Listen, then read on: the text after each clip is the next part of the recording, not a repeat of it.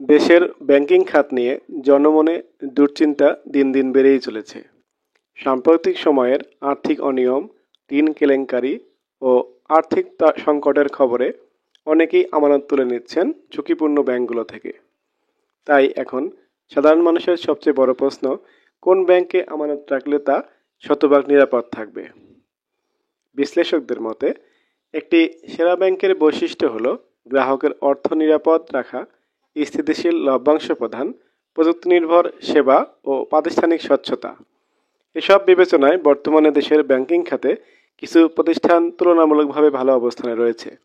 নিচে তুলে ধরা হলো 2024 সালের ভিত্তিতে বাংলাদেশের শীর্ষ 10টি নিরাপদ ব্যাংকের তালিকা। 1 নম্বরে রয়েছে স্ট্যান্ডার্ড চার্টার্ড ব্যাংক। বিদেশি মালিকানাধীন এই ব্যাংক 2024 সালে 3,500 কোটি টাকা নিট মুনাফা অর্জন করেছে, যা আগের বছরের তুলনায় অনেক বেশি। 2 নম্বরে অবস্থান রয়েছে ডাচ বাংলা ব্যাংক লিমিটেড। দেশের সর্ববৃহৎ ডিজিটাল ব্যাংকিং নেটওয়ার্ক পরিচালনাকারী এই ব্যাংকটি স্ট্যান্ডার্ড চার্টার্ডের পর সর্বোচ্চ মুনাফা অর্জন করেছে। 3 নম্বরে অবস্থান রয়েছে ব্র্যাক ব্যাংক লিমিটেড। বিকাশের মতো জনপ্রিয় মোবাইল ব্যাংকের 73% নিট মুনাফা বৃদ্ধির মাধ্যমে ব্র্যাক ব্যাংক 2024 সালে নতুন উচ্চতায় পৌঁছেছে।